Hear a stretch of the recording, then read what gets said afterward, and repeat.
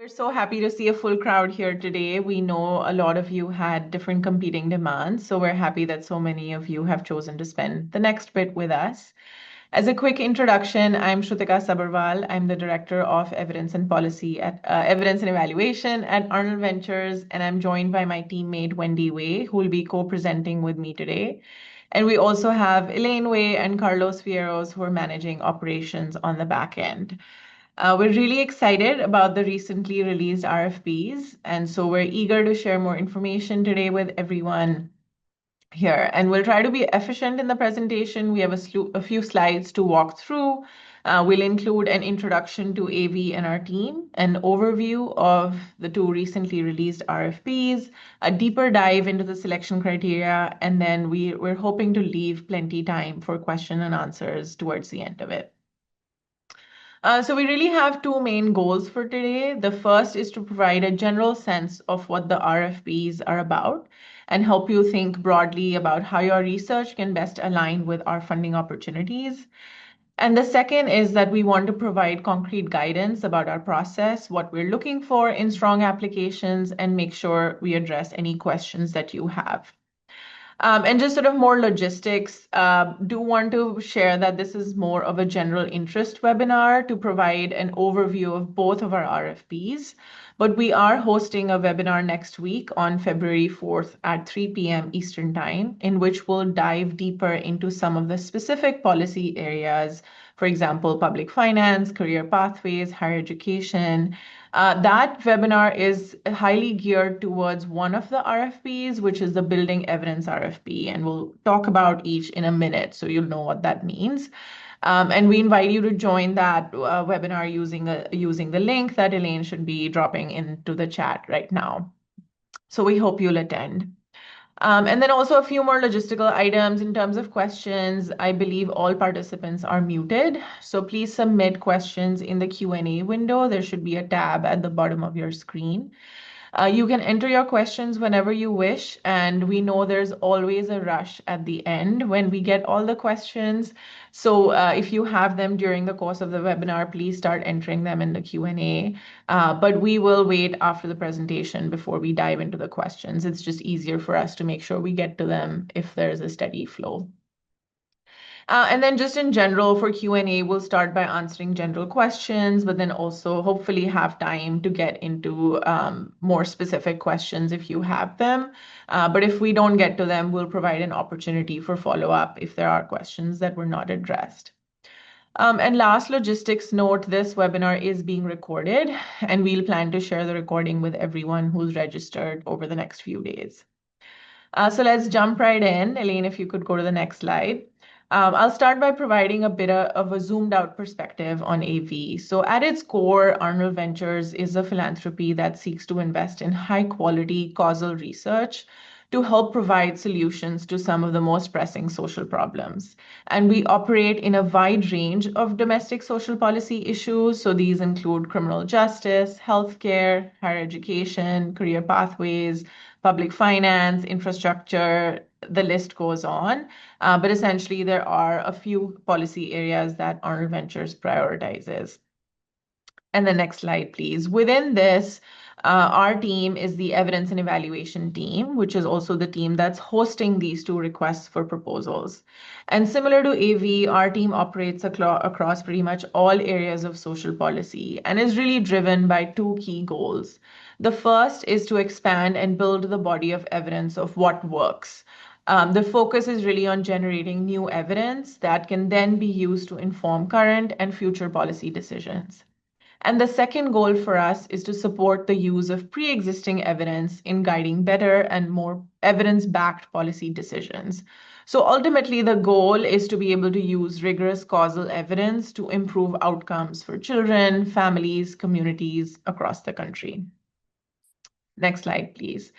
So just to put some faces to the names on emails that some of you have gotten or will get, this is the evidence and evaluation team at AV and are other faces of the team.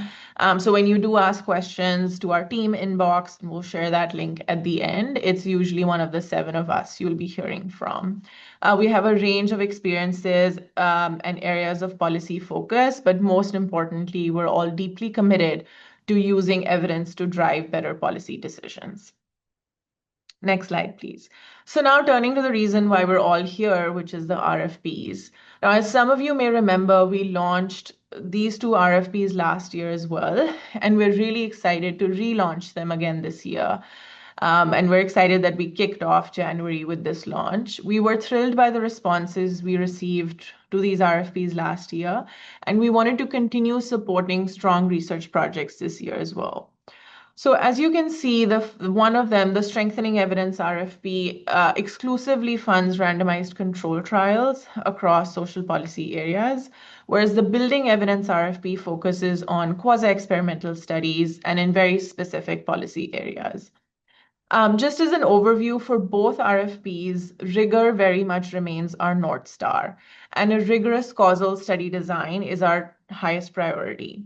The reason we focus so heavily on rigor and causality is because we want to build and grow the knowledge base about what works with the greatest amount of confidence possible. And so ultimately for these RFPs, we really care about the rigor and causality, but also we're not interested in funding research that only makes an academic contribution. And that's certainly valuable, but with these RFPs, we are really looking for research that will directly inform policymakers' decisions and really strengthening the linkage between research and policy. Next slide, please. So in a few minutes, we'll dive deeper into the specific selection criteria for these RFPs. But before that, I wanted to briefly highlight how the two RFPs are similar and different from each other. So as I said, both RFPs prioritize projects with a clear and compelling pathway to policy impact. Looking at some differences, the Strengthening Evidence RFP focuses on randomized control trials, whereas the Building Evidence focuses on quasi-experimental designs, such as difference in differences, regression discontinuity, instrumental variable designs. As you'll see in our materials, the only common quasi-experimental design we do not support in isolation is a matching design. So if you are considering a study that uses matching, the only way it will be considered under this RFP is if it also uses another design in combination. Typically, all other common forms of QEDs are acceptable. I also want to note that if your study uses a randomization method based on lottery or oversubscription, please submit your letter of interest in the Strengthening Evidence RFP, as we'll consider that under the RCT bucket.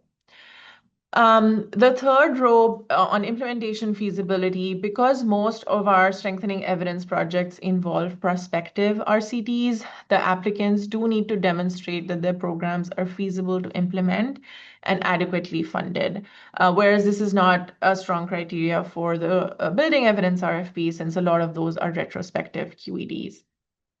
Finally, the Strengthening Evidence RFP is open to projects across all areas of social policy, except for criminal justice, which is why there's an asterisk on it. The criminal justice team has a separate RFP that Elaine will link to soon as well. And so that's not considered under this RFP, but all other areas are. Whereas the building evidence RFP is limited to very specific policy areas that are eligible. And I'll walk through them on the next slide. So these are the 6 policy areas that are eligible under the Building Evidence RFP, and I wanted to provide a bit of voiceover for each of these, as well as context for what we're looking for. But as I mentioned already, we are hosting a webinar next week on February 4th at 3 p.m. Eastern to discuss this in more detail. And the registration link will also be posted on chat. So if you have specific questions about whether you think your topic might be a good fit, I'd encourage you to attend that webinar. And in that, we'll have representatives from each of these teams at AB discussing what their priority areas and research questions are. So I think it'll be very interesting for you. Now, specifically in the Building Evidence RFP, there are 6 policy areas that are eligible. The first one is career pathways. And in that, we're really interested in seeing what programs and policies improve access to good jobs. Sorry, the light in my room went off. They improve access to good jobs, meaningful careers, as well as economic mobility, with a focus on a few areas. So high school career and technical education, career-connected learning, and post-secondary pathways other than a traditional college degree. So that's what that area prioritizes. The second is contraceptive choice and access. So what policies improve both affordability and access? So examples of affordability questions will be around public and private insurance coverage standards, federal or state family planning funding streams, and then under access issues, looking at alternate delivery channels or workforce staffing. The third area is higher education. And the questions the studies should answer are what works in higher ed to improve student success outcomes, particularly retention, transfer, degree or certificate completion, and job placement and earnings.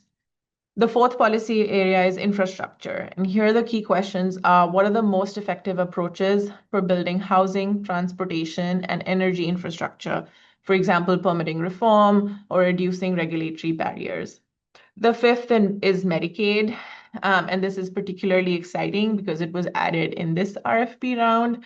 So what works to reduce Medicaid spending and efficiently pay for uncompensated care?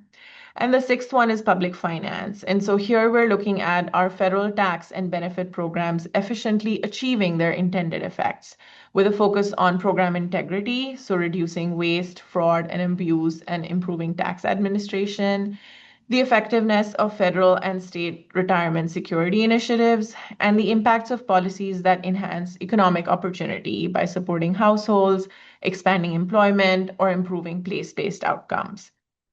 So this is a very high-level overview of what we're looking for in each policy area. The actual RFP PDF provides more detail on specific questions within these that are strongly aligned in these areas, so encourage you to read through them as well. Next slide, please. Now, I also want to take a moment here to call out what's new in this round of RFPs. Some of you are probably familiar with our RFPs in the past. And so I do want to flag that while the main motivation and essence of the RFPs has remained the same, there are a few key changes that we've made. The first is that we now require the LOI to be submitted using an LOI template, which really we developed to try and increase efficiency and clarity in drafting of the LOIs and our review of them. So this slide is a screenshot of what our template looks like. And the template, the left is how the template starts, and then the right is more specific on the study details section. So the template includes two parts. The first that you see on the right is a one-page key study details section that requests really concise information about your study that the reviewers are looking for in letters of interest. And the second section is a typical three-page letter of interest, as we've been doing in the past, that elaborates on these details. So we ask all applicants to download and submit the LOI using this template. This is also linked in our RFP PDFs, and I think Elaine might drop a link in the chat as well. And within this document, we've also provided guidance and an example to help you complete this template. All right, let's go to the previous slide, please. So again, going back to what's new in our RFPs, the first is the LOI template I just showed. The second is that we've also expanded on the selection criteria that are laid out in the RFP, which Wendy will go over in a few minutes.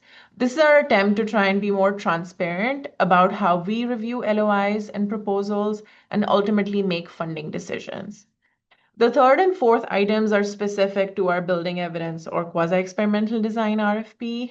The first is, as I mentioned, we're excited to share that we've added Medicaid as a new AV policy area. We did not have this area in the last round, and we're really looking forward to receiving compelling LOIs in this category. I know our entire team's excited. And then lastly, for each of the building evidence policy areas that I just discussed, we've also updated descriptions of the current research priorities and questions that each policy area has. And we'll be prioritizing these letters of interest that directly address the questions that are listed in the RFP. So we've tried to expand on those and update them as well. I'm going to hand it over to Wendy now to go over the selection criteria of the RFP as well as other details.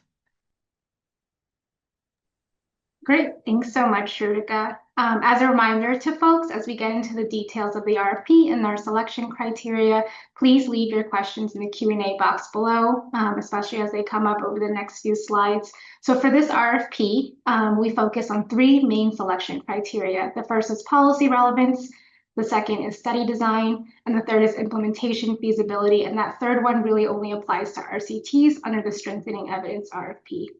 And as Shrutika mentioned, we've really expanded the selection criteria in this year's RFP to help increase transparency. So over the next few slides, we'll walk through each one, but the RFPs go into even more detail, so we strongly recommend reviewing those sections when you prepare your LOI. So when it comes to policy relevance, a strong LOI will clearly articulate why the study matters, who stands to benefit, and how its findings could shape policy or practice. And most importantly, we're looking for projects that have a realistic pathway to implementation or scaling if the policy or program is found to be effective, or if the program is found to be ineffective, that program would no longer be implemented. So both are good in terms of being able to inform change. Our goal is to support research that can drive change, which can take on different forms, such as increasing funding for specific programs or promoting the passage of new policies and regulations. Second, we also want to understand how your study contributes to the field. So over multiple RFP rounds, we've seen many proposals that are starting to examine similar programs and similar outcomes. So tell us a little bit more. What's new about your study? Maybe you're studying a program that's never been evaluated before. That's easy to kind of sell as a new contribution, but more commonly, you're probably looking at something that has been studied in the past, but perhaps in a new population, a new location, or over a longer period of time with different outcomes. We just ask that you make these contributions clear in your LOI. Third, all programs, policies, or interventions being evaluated should be US-based. We are not currently accepting applications that are based outside of the US. And finally, Shrutika's noted this several times already, for QEDs under the Building Evidence RFP, strong alignment with AV policy priority areas is really important.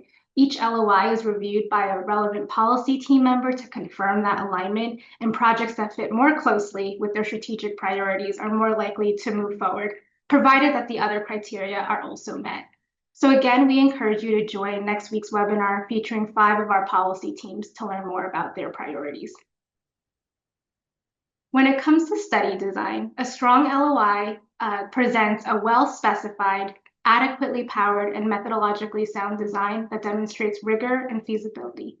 So we really want to see a clear articulation of the program, policy, or intervention that you're evaluating. What exactly is the thing that you're studying? What are your research questions? What outcomes are you interested in, and over what time frame? The important thing is that we understand what you're evaluating and what short and or long-term impacts you're aiming to measure.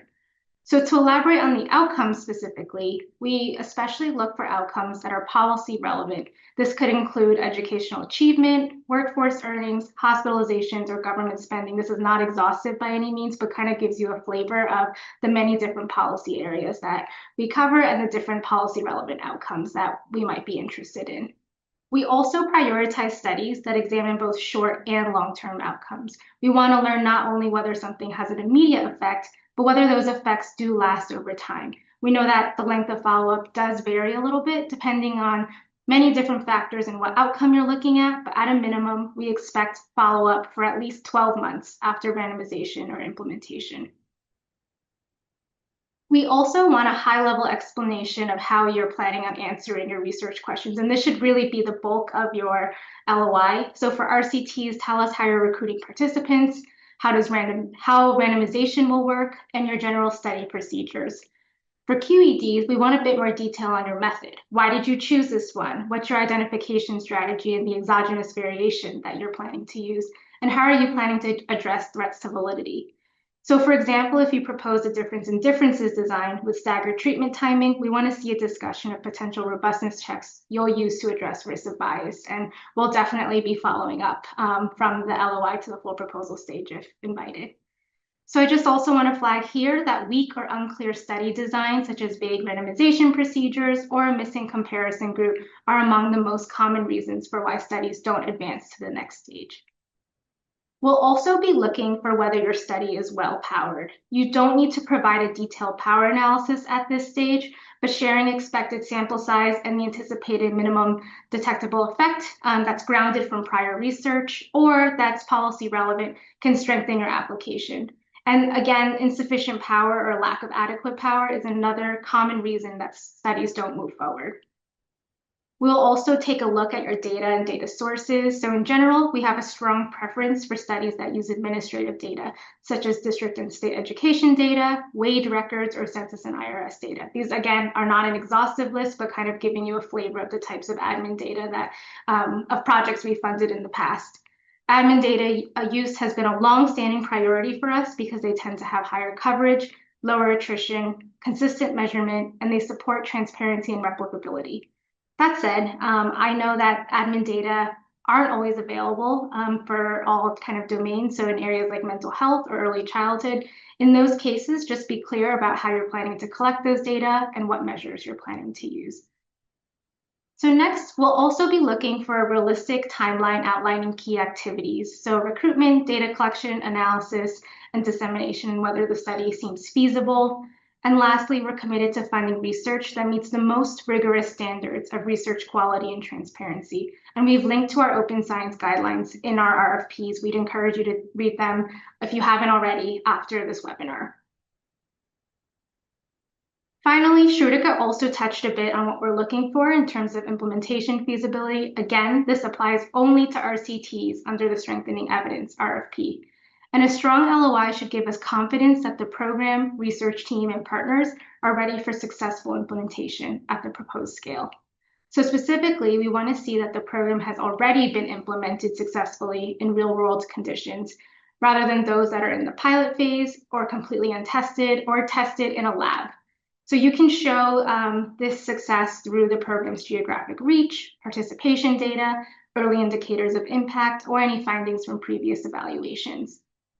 We're also looking for studies that are ready to hit the ground running once funded. This means that the program is ready to be evaluated, all the major operational issues have been resolved, infrastructure, staffing, and data sources are in place, key partners are bought into the program and the study, and program funding from external sources has been secured. So that's our main selection criteria that we're looking for in strong letters of interest. I'll just add a few practical tips. So first, use the new LOI template. This is a requirement for all submissions moving forward. And as Shrudika noted, all LOI submissions will need to submit this, and it includes a new key study detail section. We added this section because many LOIs weren't clearly including these details, so we're just trying to signal to the field a little bit of what we're looking for. And filling out that one pager clearly and concisely helps our reviewers understand your study at a high level. Second, we ask that you write accessibly for a broad audience. Our reviewers come from many different policy areas, so avoid jargon, define your acronyms, and make sure your LOI is understandable to a wide range of readers. Third, use your 3 pages wisely. 3 pages is not a lot of space, but it is also quite a bit of space to be able to articulate your study. We're just asking especially for you all to keep your literature review brief, just enough to explain why your study matters, what prior evidence supports the study, and why it's timely. Then devote most of your LOI space to study design and implementation details. We often receive LOIs that spend way too much time summarizing the literature instead of describing the actual study of the gap that it's trying to address. Next, include information that builds confidence in the study's success. For example, if you're recruiting a ton of schools, highlight that you have successfully carried out a study of similar scope before. If you're conducting a difference in differences and you've already established parallel pre-trends, summarize those findings. And if you already have data sharing agreements in place, mention that. These can stay fairly high level at the LOI stage, but again, these details help us to assess your ability to carry out the study successfully. And this does play a role in kind of our review. We also ask that you closely align your budget with the study's scope of work. We want to flag that there is no set maximum, but cost should make sense relative to the study's complexity, data collection needs, and overall scope of work. Reviewers do pay close attention to whether the budget is well justified and appropriately scaled to the project. And finally, clarity and organization matter a lot. Our reviewers are looking at hundreds of LOIs, so the easier you make your LOI for the reviewer to follow your ideas and to see your study's value, the better. So after hearing all this, if you're ready to apply for an LOI, both RFPs follow a similar process where we're asking researchers to submit a 3-page LOI using our new template by March 6th. So that's just over a month from now. LOIs will be reviewed based on the criteria that we outlined today, and you'll be notified either way regarding the full proposal by May 1st. Those invited to submit a full proposal will have until June 26th to submit, and timing from full proposal submission to final decision will vary depending on the size and complexity of the proposed research project, but we'll aim to get back to you by mid-September. And next, this is just a screenshot of one of our 2 application portals. So this is for the strengthening evidence one. There's a separate portal for building evidence. This portal will first require you to create an account. Some of you who have already submitted to our RFPs in the past will already have one, and you can use this for all future applications for funding through AV RFPs. If you have any questions or trouble navigating the portal, please reach out to our team. We'll have our email on the very last slide. And so we'll shift to a time of Q&A in just a moment. Before we get there, we do get very frequently asked questions. So we just wanted to kind of highlight them briefly before we jump into Q&A. So I just also want to flag that you can see all the FAQs online using the QR code in the bottom left corner, and that link will also be dropped in the chat. So first, can we submit multiple LOIs? We get this question a lot. Yes, if you are a researcher or you're an organization, either of you can submit a separate LOI for each distinct project. So if the project is unique, we just ask that you submit a separate letter of interest for each one. Is there a maximum budget or period of performance? As we noted earlier, there is no set maximum, but cost and project duration should make sense relative to the study's scope of work. So reviewers do pay close attention to whether the budget is well justified and appropriately scaled. And typically, QED studies under the Building Evidence RFP range from about $200,000 to $350,000 with durations of about 1 to 3 years. And RCT studies under the Strengthening Evidence RFP range from $350,000 to $450,000 with durations of 2 to 4 years. These ranges are intended as guidance only, and proposals outside these ranges will be considered if, again, they're well justified. I also just wanted to flag that AV will be slightly shifting its indirect cost policy. I know that there was a question in the chat earlier about that. This will be announced very soon. If you plan to submit an LOI, we recommend you visit AV's website in the coming weeks to verify you have the most up-to-date policy. That will be updated before the LOI submission deadline. And finally, do you provide funding for programmatic costs? Generally, AV funding only supports evaluation-related expenses such as research management, sample recruitment, data collection, data analysis, and dissemination. In a very small number of cases, budgets may include a nominal amount of funding for programmatic costs, but again, these must be strongly justified, and these are more of an exception than the rule.